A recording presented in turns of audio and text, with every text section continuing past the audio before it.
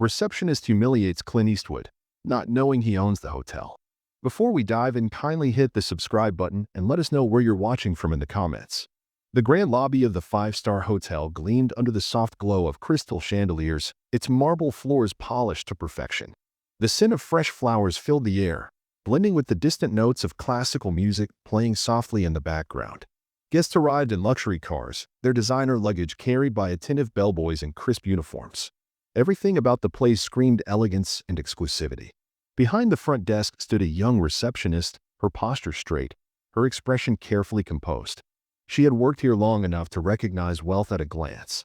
The expensive suits, the sparkling jewelry, the confident air, those were the people she prioritized. Anyone who didn't fit that image? Barely worth her attention. Then, the hotel doors slid open, and in walked an older man. He wasn't dressed in designer brands or polished shoes. His jeans were worn, his jacket simple, and his boots carried the dust of long travels. He didn't rush, didn't demand attention, just walked in with a quiet presence, looking around the lobby with calm interest. The receptionist barely spared him a glance before focusing back on a well-dressed couple waiting at the counter. When the man finally stepped up, she sighed, clearly unimpressed. "Can I help you?" she asked, her voice laced with boredom. The man gave a polite nod. "I'd like to book a room for the night," he said in a deep, steady voice. She arched an eyebrow, taking a slow look at him from head to toe. No expensive watch. No designer luggage. Just a simple duffel bag slung over his shoulder. "Our rooms start at $1,000 a night," she said flatly, making sure to emphasize the price. Her lips curled slightly, as if already expecting him to back away. The man didn't react. He simply nodded again. "That's fine." The receptionist let out a small, amused scoff. "We require a credit card for reservation." Still, the man remained calm. "I understand," he said, reaching into his pocket. Before he could pull anything out, she sighed dramatically and shook her head. "Look," she said, lowering her voice as if sharing a secret. "This might not be the right hotel for you. There are cheaper places down the street." A pause. The air between them suddenly felt heavier. But the man didn't argue. He didn't raise his voice. He just looked at her, long enough that something flickered across her face. But whatever it was, she quickly masked it with a forced smile. "Sir," she said, voice dripping with false politeness, "I just don't want you to waste your time." The man remained silent for a moment, then gave the smallest smile. "I see," he said simply. And just like that, he stepped back, as if giving her a chance to correct her mistake. But she didn't. She had already made up her mind about him. What she didn't know, what she couldn't even begin to imagine, was that she had just made the biggest mistake of her career. The man didn't argue. He didn't push back or demand anything. Instead, he simply took a slow breath, as if giving the receptionist one last chance to change her attitude. But she had already dismissed him in her mind. "Are you sure?" he asked, his voice steady, calm. "I'd really like a room here." The receptionist let out a short laugh, shaking her head. "Sir, I already told you, this isn't that kind of place," she said, her tone sharper now. "We have certain standards. Our guests expect a certain atmosphere." She glanced over his worn jeans again, making it clear she didn't believe he belonged. Before the man could respond, the doors of the hotel swung open again, and in walked a couple dressed in designer clothes, their luggage rolling smoothly behind them. Immediately, the receptionist's entire demeanor changed. Her stiff posture relaxed, and a bright, eager smile spread across her face. "Welcome to the Grand Royale," she greeted them warmly, her voice suddenly filled with enthusiasm. "Do you have a reservation? Or would you like us to arrange something special for you?" The man stepped slightly to the side, watching the interaction unfold. The difference in treatment was obvious. Where he had been met with suspicion and impatience, these guests were met with warmth and efficiency. The wealthy-looking couple barely acknowledged him as they placed their credit card on the counter. The receptionist, now completely engaged in serving them, moved swiftly through the booking process, offering them complimentary services and making sure they felt valued. He waited, patiently, silently. Minutes passed, and as soon as the couple was taken care of, he cleared his throat slightly. "Now, about that room," he said, keeping his tone polite. The receptionist sighed, clearly annoyed that he was still there. "Sir, I don't know how else to explain this," she said, her fake smile returning. "We are a luxury hotel. This isn't just a place for anyone to walk in off the street." "I see," he said again, the same calmness in his voice. She tapped her perfectly manicured nails on the counter, growing impatient. "We have a reputation to maintain. Our clientele is exclusive." She gestured around the grand lobby, as if to remind him of the kind of people who stayed there. "I'm just trying to save you some trouble." The man didn't flinch. He didn't get angry. If anything, he seemed almost amused. But not in a way that was condescending, more like someone who had seen this kind of behavior before, over and over again. Still, he didn't leave. At that moment, another hotel staff member walked by, a bellboy carrying luggage for another guest. He caught a glimpse of the man at the counter, and for a brief second, his eyes widened in recognition. His step slowed, and he turned slightly, as if unsure whether to say something. But the receptionist didn't notice. She was too busy making sure the man in front of her knew he wasn't welcome. "If you need help finding another hotel," she added, her voice overly sweet now, "I can point you in the right direction. But I really think you'd be more comfortable somewhere else." The man exhaled slowly, nodding as if he had finally heard everything he needed to. There was no frustration in his face, no anger, just quiet understanding. And yet, despite the receptionist's best efforts to get rid of him, he still wasn't leaving. Because what she didn't realize, what she had completely failed to see, was that she was humiliating not just any ordinary guest. She was humiliating the one person in that entire hotel she should have never, ever underestimated. The man remained still for a moment, his expression unreadable. He had been patient, polite, even understanding. But now it was clear that the receptionist had no intention of treating him with basic respect. He took a slow breath and then, in the same calm tone, said, "I'd like to speak to the manager." For a split second, something flickered in the receptionist's eyes, mild surprise, maybe even a hint of unease. But it was gone just as quickly. She let out a sharp, amused breath and shook her head. "Sir," she said, tilting her head as if she found the request ridiculous. "Our manager is a very busy man. He doesn't have time to deal with things like this." She didn't say it outright, but the meaning was clear. Things like this referred to him, a man who didn't fit her definition of an important guest, someone she had decided wasn't worth even a moment of consideration. He didn't react right away. He simply watched her, the same calm, steady gaze that had unnerved her before. It was as if he was giving her one last chance to rethink her words, to realize the mistake she was making. But she didn't. Instead, she gave him a tight-lipped smile and folded her arms. "Our clientele," she said, lowering her voice slightly as if sharing a secret, "are people of status, people who belong here, the kind who drive up in luxury cars and don't blink at the price of a suite. You understand what I'm saying, right?" The moment stretched between them, heavy and uncomfortable. Even the people nearby seemed to sense something shifting in the air. A bellboy standing near the luggage cart turned his head slightly, his brow furrowing as he finally got a good look at the man the receptionist was talking down to. His posture straightened, his eyes widened, and then he realized he knew exactly who this man was. But the receptionist still hadn't figured it out. She glanced toward the entrance, as if expecting security to come over and quietly handle the situation. "I'm just trying to save you some trouble," she continued, her voice carrying the same false sweetness. "This place is for a certain type of guest. Important people. People who—" She didn't get to finish her sentence. Because just then, the bellboy who had recognized the man quickly stepped away, disappearing into the hallway behind the front desk. The receptionist barely noticed. She was too focused on making sure the stranger in front of her knew he wasn't welcome. And yet, despite her arrogance, despite her dismissiveness, she failed to see that she was standing in the middle of one of the biggest mistakes of her career. Because the man she had just sneered at, the one she had openly humiliated, was about to turn her entire world upside down.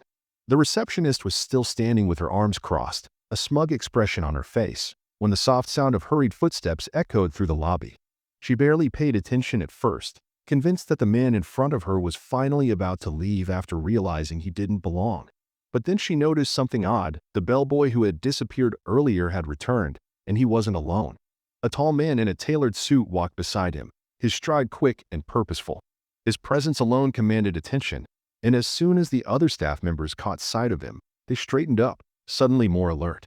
The receptionist's confident smirk wavered slightly when she saw who it was. The hotel manager.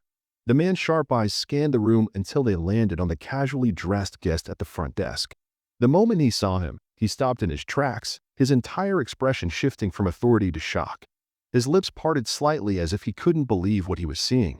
The receptionist frowned, confused by his reaction. But before she could say anything, the bellboy leaned in close to the manager and whispered something urgently. Whatever he said made the manager's face go pale. Without hesitation, he hurried forward, his polished shoes clicking against the marble floor, and came to a sudden halt right in front of the man the receptionist had been mocking just moments ago.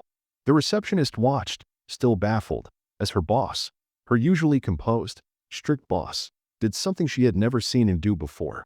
He extended his hand, his voice laced with genuine respect. "Mr. Eastwood," he said, his tone almost apologetic, "it's an honor to have you here." The room seemed to freeze. The receptionist's smug expression fell apart as if someone had pulled the ground out from beneath her. She blinked, looking between the manager and the man she had treated like a nobody. "And Mr. Eastwood," she stammered, her voice suddenly shaky.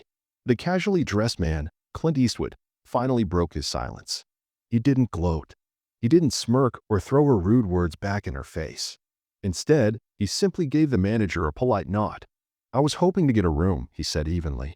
The receptionist's stomach dropped. The manager, still looking unsettled by what he had just walked into, shot a sharp glance toward her. "Is there a problem, Mr. Eastwood?" he asked carefully. Clint gave the faintest hint of a smile, his eyes flickering toward the receptionist.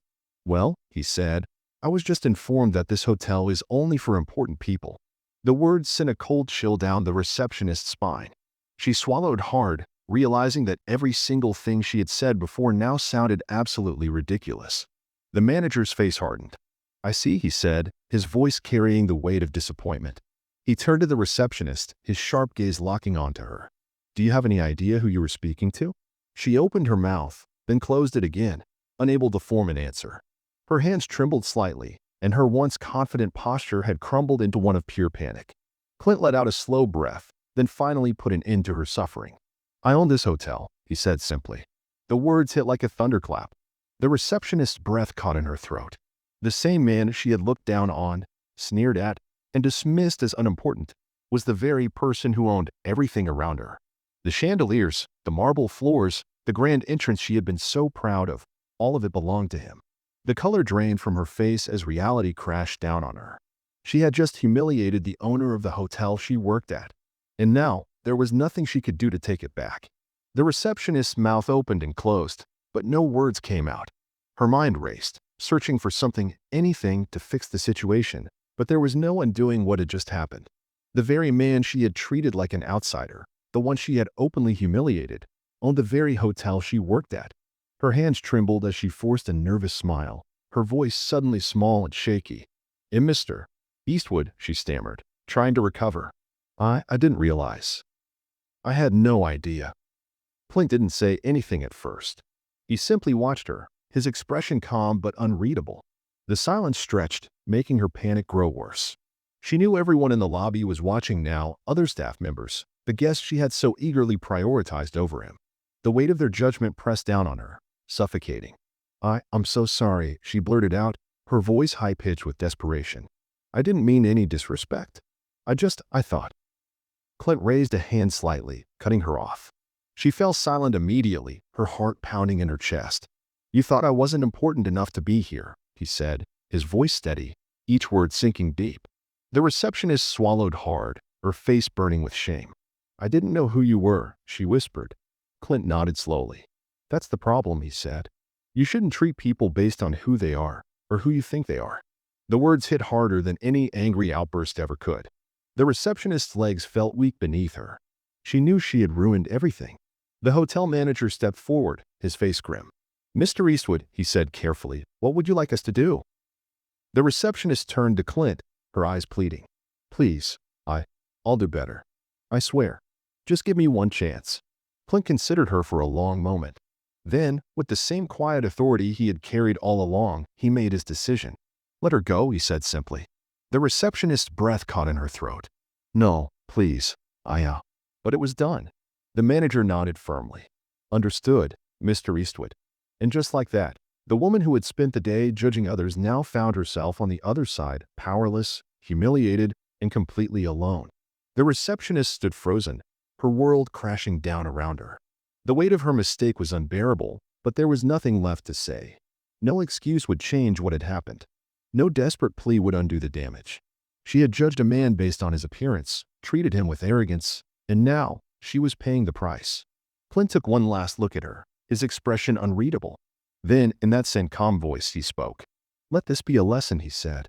"It doesn't cost anything to treat people with respect. You never know who you're talking to or what they've been through." The words hung in the air, heavy with meaning. The receptionist lowered her head, unable to meet his eyes. She had spent her time catering to the wealthy and dismissing those she deemed unimportant, never once realizing that true value had nothing to do with appearances. Around the lobby, the other staff members exchanged glances, some letting out quiet sighs of relief. They had seen what had happened, had witnessed how dangerously close the receptionist had come to ruining everything, not just for herself, but for the entire hotel. If the owner had been a different kind of man, if he had taken offense and chosen to act out of anger, things could have ended much worse. But Clint Eastwood wasn't that kind of man. With a small nod to the manager, Clint turned and walked toward the elevator. The staff stepped aside respectfully, their eyes filled with admiration. Unlike the receptionist, they now fully understood who he was, not just as the owner, but as a man of principle. As the elevator doors slid shut behind him, the room remained silent for a long moment. The receptionist, now stripped of her arrogance, stood awkwardly by the desk, her face pale and shaken. The lesson had been a painful one, but one she would never forget. And as the guests and staff returned to their routines, one thing was clear: status and wealth might turn heads, but kindness and humility were what truly left a lasting mark.